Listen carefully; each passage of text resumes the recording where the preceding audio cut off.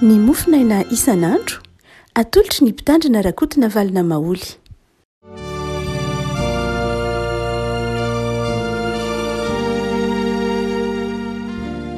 Faly miaravantsika rehefa malalatra ty talata fa 4 ny volana mety ny voalahatra mofinainantsika anio dia ny jaune toko fahatelo jaune toko fahatelo andiny faraika amby telopolo ka hatramin'ny diny fahaenina amby telopolo jaune toko fahatelo andiny faraika amby telopolo ka hatramin'ny diny fahaenina amby telopolo amin'ny anaran'i Jesosy. Izay avy any ambony dia ambonin'izy rehetra ary izay avy amin'ny tany dia avy amin'ny tany ka momba ny etỳ tany ihany no lazainy. Izay avy any an-danitra dia ambonin'izy rehetra koa izay hitany sy reny no ambarany ary tsy misy mandray ny fanambarany. Izay mandray ny fanambarany dia nanisy tombo-kase fa marin'Andriamanitra fa izay nirahin'Andriamanitra dia milaza ny teniny fa tsy misy fetra ny fanomezan'Andriamanitra ny fanahy. Niray tiany zanaka ka efa nanolotra azy ny zavatra rehetra eo an-tanany. Izay mino ny zanaka manana ny fiainana mandrakizay, fa izay tsy mino ny zanaka dia tsy hahita fiainana fa ny fahatezerin'Andriamanitra no mitoetra ao aminy. Ry Ray Masino manamasinana ny fahamarinana, miteninao ny fahamarinana. Amen. Andiny fahavatra amby telopolo. Fa tsy misy fetra ny fanomezan'Andriamanitra ny fanahy. Tsy misy fetra ny fanomezan'Andriamanitra ny fanahy. Tsy misy fetra ny fanomezan'Andriamanitra an Jesosy ny fanahy, raha zay no tena arabaky teny amin'izay voambolana nampiasainy Jaune. Andriamanitra nanome ny fanahiny an Jesosy amin'ny mahazanany azy dia tsisy fetra, tsy norefesin'Andriamanitra hoe hatreto ihany ny fanahy izay omenan'i Jesosy na ny fanomezam-pahasoavana omenan'i Jesosy raha zay nazo ilazana azy. Tsy nisy fetra fanomezan'Andriamanitra ny fanahy an Jesosy. Fa marina teo zany amin'ny totsika hoe fotompolona rehefa malala. Tsy misy fetra ny fanomezan'Andriamanitra ny fanahy masina amin'ny olona noho ny atao hoe fahasoavana, dia tsy misy fetra koa ny fanomezan'Andriamanitra ny fanahy. Melon'ny ity andiny fahavatra amby telopolo ity dia ady hevitra ny tranga andiny faharoapolo ka hatramin'ny andiny fahatelopolo. Ady hevitra izay ataon'ny mpianatra Jaune. Mpianatra Jaune mpanao batisa zany io tamin'io jiosy izay nanodidina azy. Dia teo Jaune no nanome fampianarana Jaune mpanao batisa io zany. Namaly manao hoe zao ange izaho Jaune dia tsy maintsy miena fa Jesosy kosa tsy maintsy mitombo. Ny antony tenenan'ny Jaune mpanao batisa zany dia nisy olona nanao tatitra tamin'ny Jaune zany. Robiana ny teny manao hoe misy olona na misy mpampianatra ilay tany andafin'ny Jordana manao batisa izy. I Jesosy zany io manao batisa izy ary ny olona rehetra manatona azy. Manao tatitra amin'ny Jaune mpanao batisa zany ny mpianatra Jaune mpanao batisa. Dia Jaune no teny manao hoe zao no izy tsy maintsy mitombo fa izaho kosa tsy maintsy miena, ary izaho Jaune dia nirahina ialoha any Jesosy Kristy. Ry havana ny fanetretenan'ny Jaune izay asehony ity filazantsaraka ny Jaune teny no hitantsika amin'ny apahany amin'ny andininy roapolo ka hatramin'ny andininy fahatelopolo. Fanetretena ny mpitory ny filazantsara. Fanetretena ny mpitory ny filazantsara, anaiky ho kely noho ny filazantsara, anaiky ho bitika noho nylay filazantsara toriana, zany hoe anaiky ho bitika noho ny afatry Kristy. Ary mahatsiaro fa ny mpitory ny filazantsara, ny mpanompon'Andriamanitra dia tsy maintsy miena fa ny voninahitr'Andriamanitra kosa no tsy maintsy mitombo. Ny filazantsara tsy maintsy mitombo ary tsy ho lehibe mihitsy noho ny filazantsara ny mpitory ny filazantsara. Ary dia eto ara dia amin'ny andininy fa efatra amby telopolo dia misy tsoakevitra anankiray. Hoy Jaune manao hoe tsy misy fetra ny fanomezan'Andriamanitra ny fanahy. Lay hoe fetra dia saika fantatsika loatra, métronome. nazahoana ny teny hoe maître mafa mahazatra antsika ny teny hoe métro dia metatra nazahoana ny teny frantsay hoe maître te malagasy hoe metatra, zany hoe nyrefesina. Dia hoy Jaona manao hoe zao tsy nandrefy mihitsy Andriamanitra rehefa manome ny fanahy. Iza ny tsy nyrefesin'Andriamanitra? Ny inona ny tsy nyrefesin'Andriamanitra rehefa manome ny fanahy masina izy? Dia akaiky ny Pentekosta moa tsika zao rehavako malala. Ny fanahy masina de fanahy nomena ny olona.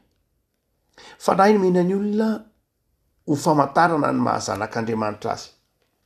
Ny fanahy masina de fanahy mitoetra ao anatin'ny olona, nomen'Andriamanitra ny olona, ary marika ahafantarana fa mpanompon'Andriamanitra, zanak'Andriamanitra ny olona.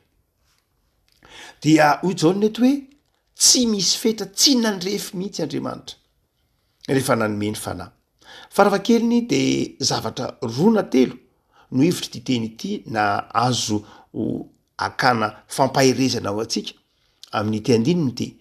Voalohany de zao, rehefa manome ny fanahy masina antsika Andriamanitra dia tsy mandrefy, tsy namisy fetra mihitsy ny famindram-pony. Zany hoe ny famindram-pon'Andriamanitra dia tsy azotsika refesina. Tsy nandrefy an'izany Andriamanitra. Tsy nasian'Andriamanitra fetra ny famindram-pony, fa nomeny antsika ny fitiavany sy ny famindram-pony, ary de tonga manana ny fanahy masina, mitoetra ty anatintsika ny fanahy masina.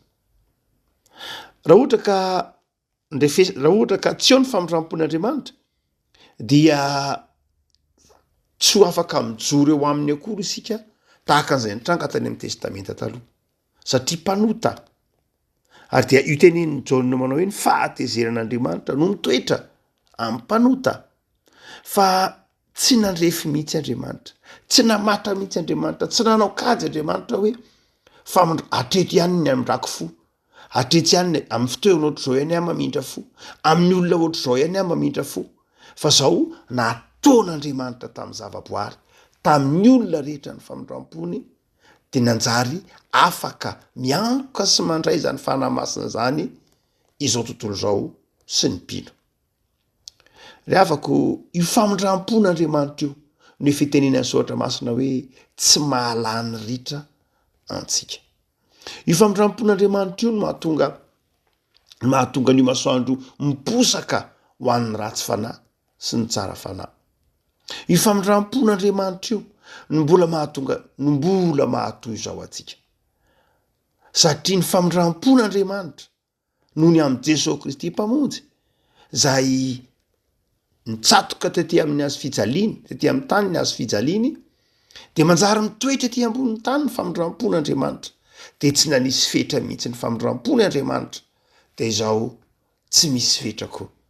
Tsy voasokajy mihitsy hoe raha amin'ny toerana ohatrany ahoana ain'Andriamanitra no mamindra fo, amin'ny toerana ohatrany ahoana ain'Andriamanitra no mihaino vavaka, amin'ny toerana ohatrany ahoana ain'Andriamanitra mandotsaka ny fanahiny, fa nomen'Andriamanitra amin'ny toerana rehetra, amin'ny olona rehetra ny fanahy masin'Andriamanitra.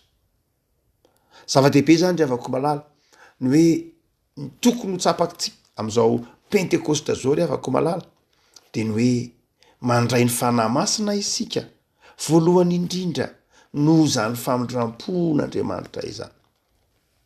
Fa ny faharoa rehavako malala, tsy misy fetra ny fanomezan'Andriamanitra ny fanahy, satria tsy misy fetra ny famindram-pony, fa izao koa tsy misy fetra ny fanomezan'Andriamanitra ny fanahy, satria efa maty ho an'izao tontolo zao ny zanany.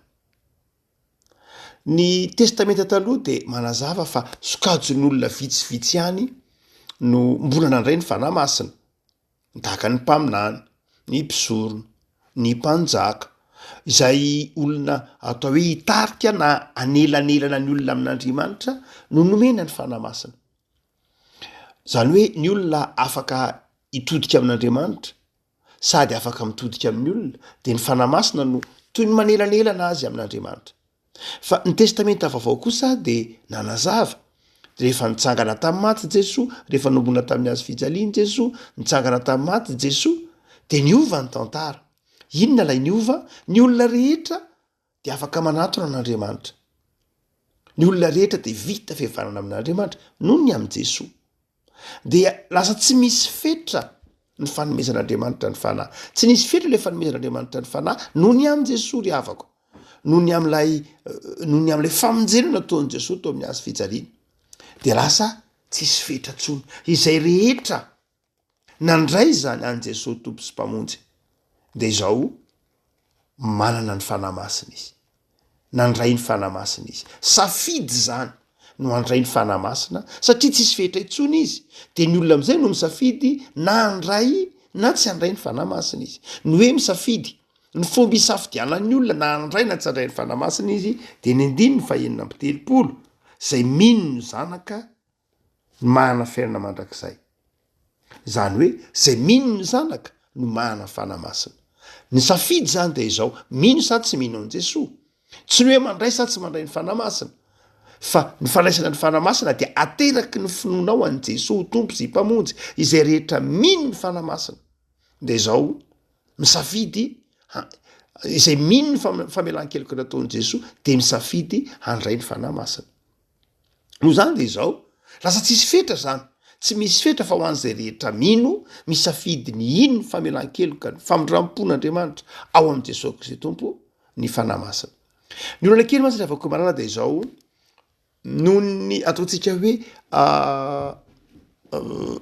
fanomeza toerana ny safidin'ny tsirairay atritsinina ny taonjato 720, taonjato 20, 120, de manome toerana no antsoina hoe individu na manome toerana ny tsirairay, ny safidin'ny tsirairay.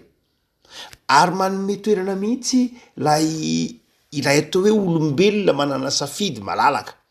Tsy diso zay raha tsy ohatra masina. Fa izao rehefa tena tsindrina mafy loatra ilay safidin'olombelona, rehefa norohitsitsika mafy loatra ilay fahafahan'ny olombelona tsirairay avy de nanjary takona ny atao hoe fahasoavana. Nanjary takona ny fahasoavana ka everitsika fa ho miankina amin'ny safiditsika sy miankina amin'ny fiezahantsika na de ny fahasoavan'Andriamanitra sy ny fanomezan'Andriamanitra ary. Satria tsy inona ny filôzofia nampianarina antsika, ny fahendrenana nampianarina antsika de zao manao hoe ny zavatra rehetra zio aminao de tokony avy amin'ny fiezahanao, ny fahalalanao de tokony niezaka ianao vao mahazo fahalalana, mahazo vola ianao de satria ianao niasa. Ny zavatra rehetra zay eo aminao de zao tokony ho vokatry ny fiezahanao ary tokony ho vokatry ny fahamendrehanao. Zava-dehibe zany rehefa malala tsy diso mihitsy zany. Tsy diso mihitsy zany zany fanomeza toerana ny fiezahantsika izany. Zay ny mampisy fivoarana. Tsy hoe ny hafa no miezaka de ianao no mioty an'izany. Zavatra tsy eketsika zany. Zavatra toetra tsy mendrika zany hoe ny hafa no miezaka mafy de zany ho mioty zany fiezahana zany tsy fanaovana na inona tsy de tena toetra mendrika loatra zany. Am'izao taonjato iainantsika izao, am'izao andron'ny civilisation zao de zao ny taonantsika handray andraikitra, tompona andraikitra amin'ny fiainantsika.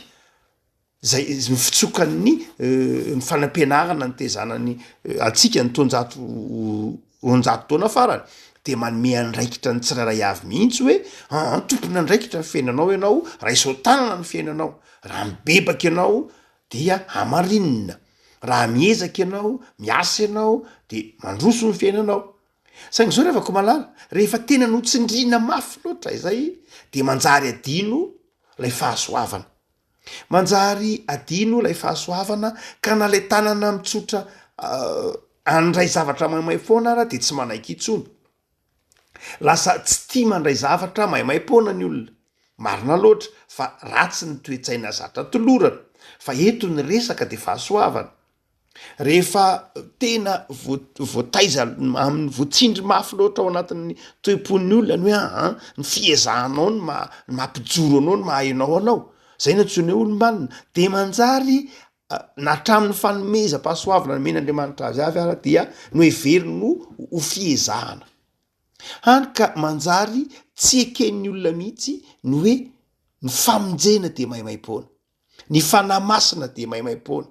ny fahasoavan'andriamanitra de maimaimpona fa satria efa naletika tao aminy hoe tsy misy tsony zany maimaimpona zany am'izao tonjato eny antsika zao tsy misy maimaimpona zany fa tena misy le avako malala ny hoe maimaimpona ny hoe maimaimpona nge tsy maimaimpona le izy Jesosy Kristy tompo nge nandoan'le izy nandoa ny facture rehetra ke Jesosy Kristy tompo tamin'ny alalan'ny rany zay mahatonga ny Petera ny teny manao hoe so everinareo vola amin'ny karena na volamena na nadiovana anareo fa ny rany Kristy no nividianana anareo zany hoe tena nisy nandoa ny facture atsika mihitsy raha izay anao zahoanareo azy de Jesosy no zany no hoe maimaimpona de tsy maimaimpona mihitsy le izy fa Jesosy nandoany zay teo amin'ny toerana misy atsika satria tsika tsy afaka nandoany zay tsony tsy nana fahafahana nandoany zay tosany fahotana izay fa Jesosy no nandoany zay niantoka an'izay rehetra zay tamin'ny rano tamin'ny ainy teo amin'ny azy fijaliana ka maimaimpona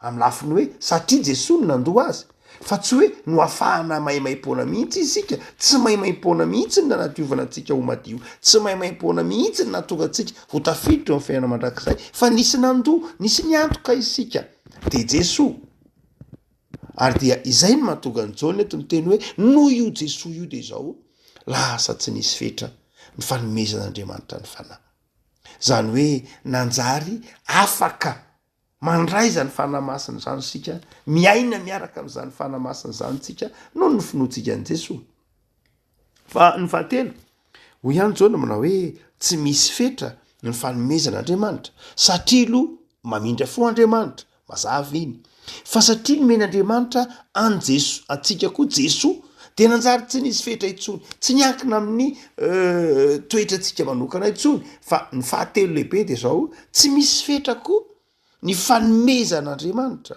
ny fanahiny satria efa miaina ao anatin'ny finoana sy ny fahasoavana isika io le mahamarina ny fomba fijery protestanta ny hoe sola scriptura ary io efa fitenintsika manao hoe na nitoriteny papa tamin'ny paska tamin'ny taona lasa aza de mameriberina mihitsy ity hoe fahasoavan'Andriamanitra ity tsy misy fetra zany ny fanomezan'Andriamanitra ny fanahiny satria efa nohamarinina isika tamin'ny alalan'ny fahasoavan'Andriamanitra noho zany de zao olona iray n'Andriamanitra vavolombelona isika de tsy tapatapany tsy hoe zavatra tsy ampifatra no nomen'Andriamanitra atsika tsy hoe fanamasina tsy ampifatra sanatria na fanomezana tsy ampifatra sanatria no nomen'Andriamanitra atsika na nylanjain'Andriamanitra mihitsy manao hoe fanamasina ohatr'zao ihany nomenanitsy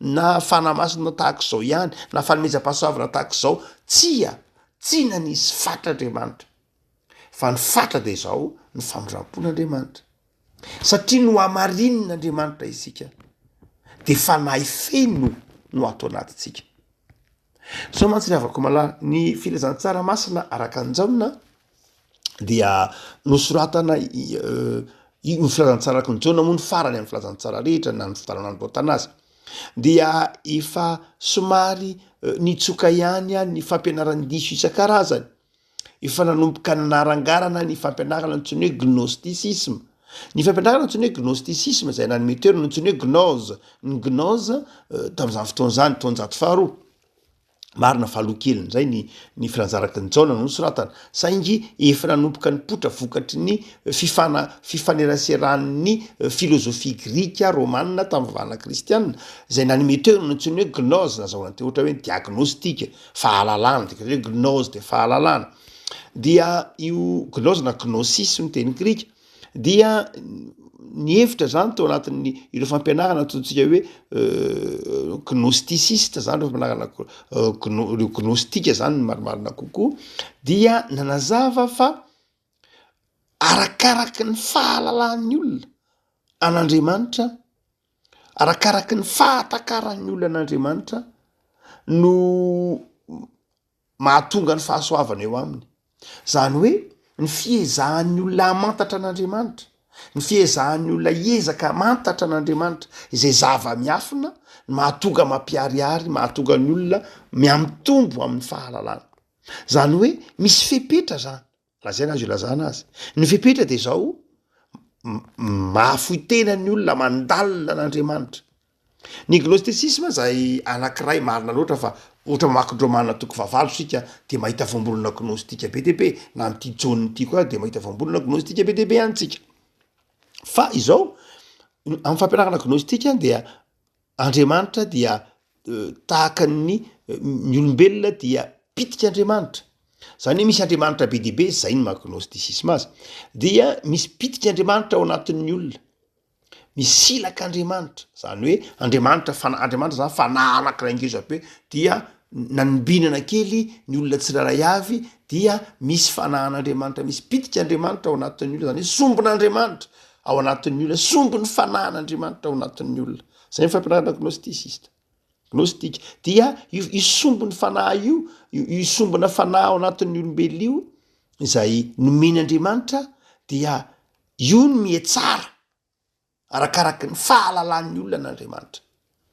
Dia itony andinin-tsoratra masony tony de manohatra an'izany hoe tsy misy fetry zany ny fanomezan'Andriamanitra.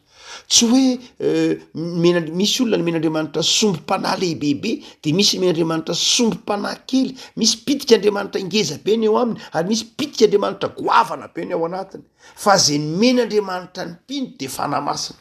Samy nomen'Andriamanitra fanahy masina iray ihany, na ny mpitandrina, na ny mpiandry, na ny mparefana san'ny tompo, na ny dekôlina, na ny zaza vita batisa, fanahy iray ihany. Hoy Paoly nanaova batisa azy rehetra ireo. Tsy hoe sombin'Andriamanitra ka de samy manana ny fahamasinany, samy manana ny fatra ny fahamasinany. Hoe misy masina be de misy masina kely. Tsia, fanahy iray ihany no ao anatin'ny olona rehetra. Fa inona no mety ho mahasamihafa azy? Ny fanomezam-pahasoavany mety ho mahasamihafa azy. Zay fotsiny ihany. Samy fanahy masina, fanahy iray ihany ny ao amin'ny fiangonana. Na fiangonana katolika io, na luterana io, na FJKM, fanahy iray ihany ny ao anatin'ny fiangonana io. Fa ny fanomezam-pahasoavan'ilay fiangonana no samy manany azy. Zany hoe rehefa miasa le fanahy dia samy omeny fanomezam-pahasoavana arak'izany avy ny olona tsiraray avy. Io fanomezam-pahasoavan'ny olona io no hamaritra ny mety ho toerana eo anivon'ny fiarahamonina, na ny toerana eo anivon'ny fanompoana. Raha ohatra ka mpitandrina izy de tsy maintsy hametra tanana izy satria mpitandrina. Raha ohatra ka mpampianatra izy de tsy maintsy ho andray solaitra be eny amin'ny solaitra be izy no hampianatra. Ary hipetraka eny ambony estrady izy satria mpampianatra. Ny mahatonga azy mipetraka eo ambony estrady mampianatra, tsy hoe fanahy hafa no mahatonga azy mipetraka eo, fa izao tena noho ny fanomezam-pahasoavana. Ary matoa mpitandrina mipetraka eny ambony pilipitra itory-teny de noho ny fanomezam-pahasoavana. Tsy hoe ambony noho ny iza loatra izy, tsy zay, fa noho ny fanomezam-pahasoavany mahatonga azy eo satria itory-teny izy. Fa fanahy iray ihany, ary tsy hoe satria ambany ny dekôlina mipetraka ery amin'ny W-mpiangonana, tsy hoe ambany na ambony, fa izao tena ny fanomezam-pahasoavana. Ary zay ny mahatonga ny Jaona amin'ny tenany io teny io manao hoe tsy mahatakatra na inona mihitsy ianareo, fa izay ty ambany dia ambany ny fomba fijeriny, fa izay avy ambony dia ambony izy rehetra. Zany hoe rehefa tsy ao aminao ny fanahy, rehefa mbola ety ambonin'ny tany ianao de avy amin'ny tany de marodrefinao de ny tany. Inona ny tany aminao de zao mbola misy hierarchie ambony sy ambany foana. Ka ianao miteny amin'ny Jaona manao hoe ianao zany sôry Jaona, lasa ambany ianao no lay Jesoa zay tany andafy ny Jordanina. De hoy Jaona manao hoe tsy takatrareo mihitsy le izy. Tsy resaka ambony sy ambany mihitsy io, fa resaka fanomezam-pahasoavana. Zany raha na hialoha azy, fa tsy hoe satria mialoha azy dia ambany na ambony fomba fijerinareo zany, fa tsy resaka ambony io na resaka ambany. Jesoa raha ny teny manao hoe tsy misy lehibe no Jaona amin'ny fanjakan'Andriamanitra, nefa Jaona ny kely indrindra. De afaka malala itsika zany ny fanahy masina dia fanahy iray ihany. Fa adosoana zany ny fieritreretantsika raha ampiarina amin'ny fiainana kristianina ny mieritreritra manao hoe misy tsy de tena masina loatra. Eny tokoa amaha olombelona antsika daholo zany rehetra zany. Ny hoe fahamasinana zany de zao fanahy nomen'Andriamanitra antsika de fanahy iray ihany. Fanahy iray ihany ny fanahy nomena ny fiangonana, fanahy iray ihany nomena ny fanahy masina. Marina loatra, misy ny olona hoe noho ny antony maro samihafa de misy le hoe tena manana olona masina be mihitsy iny. Eny tokoa mety fomba fitenitsika zany. fa mety ho masina be daholo ny olona rehetra ry havako rehefa manamasina ny tenany izy zany hoe miaina amin'ny fiainam-bavaka izy ny mahamasina be zany tsy hoe safidin'andriamanitra manao hoe ianao ataoko masimasina ary ianao ataoko tsy masimasina fa tena ny tsirairay avy mihitsy satria tsisy fetra ny fanomezan'andriamanitra afaka ho masina be daholo na iza na iza zay matokany hoe tsy misy fetra andriamanitra zany tsy nandrefa manao hoe raha anina de ferako zao ihany ny fanamasina ao anatiny tsia raha izay de zao mbola any avanim-potoana ny testamenta taloha isika azonao atao tsara zany ny mahatratra ny fahamasina ny petera ohatra azonao atao tsara azonao atao ny mahatratra ny fahamasina ny ataontsika koa hoe jauna zay ny mahatonga ny tompo ndray maka ny adivarotra tamin'ny Jesoa izy mirahalahy mpianatra Jesoa ny teny manao hoe nreniny moa zany raha ohatra ka ao marika de nreniny no nangataka le izy hoe raby rehefa mba tonga any fanjakanao a dia aoka reto zanako reto ndray amin'ny akavinao ndray amin'ny akavananao mantsy Andresy Jauna zany io dia ho Jesoa tsy mety zany ka tsy fantatrareo zay zavatra angatahanareo dia raha ohatra ka jerena amin'ny filazantsara Matio sy Marka no mitantaran'io de anka fantatray zay angatahanay de hoy Jesoa manao hoe ka nareo ve zany atao batisa am'izay anaovana batisa de mbola namary any izy reo lahy hoe eny tompoko de Jesoa otsy ny ady hevitra am'le fanontaniana fa izao fotsiny ihany hoy Jesoa zao tsy anjarako ny manome izay olona hipetraka eo akaviako sy akavanako ny antony de zao tsy hoe masiky Jesoa tsy ety ambonin'ny tany zany no fanaovana réservation ny famandriana ny toerana hoe za tompo de ny mbola velona de zao mangataka mba eo akavianao na mangataka mba eo akavananao na eo alohanao na aorinanao fa izao mbola ety ambonin'ny tany sika mbola ety an-tany fiadiana mbola ety an-tany fiadiana isika amin'ny andro farany amin'ny fitsaran'Andriamanitra zay vao fantatra hoe iza kay le eo akaikin'i Jesoa iza le eo alohan'i Jesoa iza le eo akavanan'i Jesoa zay ny dikany io fampianarana io hoe mbola samy ety an-tany fiadiana isika efa ao amin'Andriamanitra reo nelo lalana atsika ry Salama Martio ry Jauna ry Jeremia mpaminany zany efa ao amin'Andriamanitra ry Petera efa ao amin'Andriamanitra daholo zany rehetra zany fa izao ny fizarana seza tsy mbola zao rehefa vita tonga ny fiverenan'ny tompo eny amin'ny raha any lanitra de tonga ny fizarana seza ao am'izay eo amin'ny fanjakan'Andriamanitra eo ny tompo no miteny manao hoe ry mpanompo tsara sady mahatoky midina amin'ny fifalian'ny tomponao ianao ery mipetraka arak'izany mba ny antony zany de ampahirezanao manao hoe tena iza no milaza fa tsy hoenao ny eo akaikin'i Jesoa raha izany azo ilazana azy fanoarana ihany moa iny entina milaza fa raha fanjakan'Andriamanitra inge tsy misy aloha sy ariana sy toerana izazaiza koa e fa tiany tompo tenena de zao manao hoe manompo mba hisongona ny namanao hoe za mba hanompo satria za teo ambony noho ny namako za te hisongadina kokoa noho ny namako ny antony anom-poko tsy zay ny tiany tompo tenenina aza manao asa fanimpona mba teo ambony noho ny namanao fa manaova asa fanimpona noho ny fitiavana ao an'Andriamanitra no zany de zao le avako malala tsy nasiny ny tompo fetra mihitsy ny fanamasina mba hahatonga anao ahavita be ety amin'ny tany am'ty asa fanimpona ny men'Andriamanitra ty no zany de zao ny fanahy ny menanao de tsy fanahy tapatapany fa fanahy mahery zay fanahy masina ny mena amin'ny Paoly ihany no fanahy masina ny menanao ny fanahy masina ny menan'ny Calvin ihany ny fanahy masina ny menantsika fa izao no mety ho mahasamihafa atsika fotsiny ny fanomezam-pahasoavana no samihafa fanomezam-pahasoavan'ny Calvin tsy fanomezam-pahasoavan'ny Lutera ary tsy fanomezam-pahasoavan'ny Nenilava fanomezam-pahasoavan'ny Nenilava tsy fanomezam-pahasoavanao mihitsy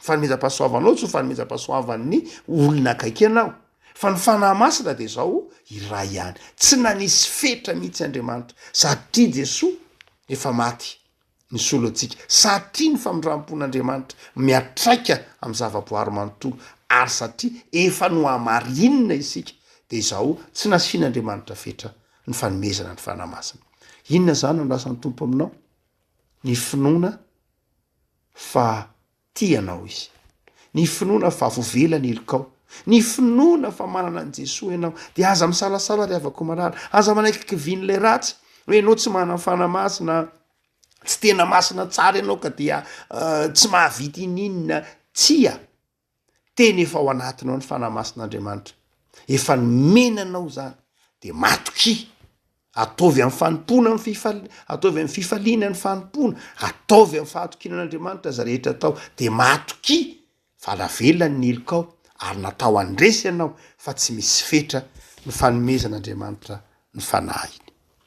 Ivavaka ary sika, Tompo misaotra anao zahay fa nomenao anay ny fanahinao masina satria famindram-po ianao, tsy nandrefy ny fanahinao masina ianao fa nomenao maimaim-pony zany, tsy nandrefy ny toetra anay akory ary fa noho ny am' Jesosy zanakao sy ny fanamarinana anay dia miamboka ny fahatsaran'ny fanahinao masina zahay ka tononona hoe tempoly ny fanahinao, tsy nasianao fetra ny fanamezanao ny fanahinao masina aty anatinay satria no amarininy zay no ny am' rany Kristy zanakao.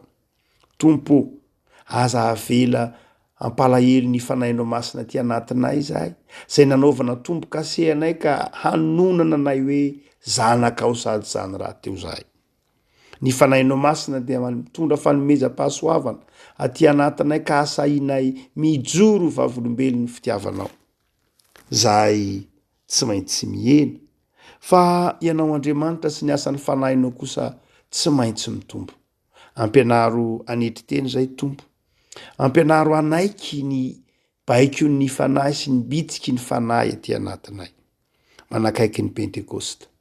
Omany fo mampanay atsiaro Tompo fa tsy manisy fetra ny fanomezana ny fanahinao masina ianao. Avao zay ny fanoloran-tenanay amin'ny alalan'ny fanahinao masina, amasino izahay. Vangio ny firenenay Tompo amin'izao akatoky ny Pentekosta izao.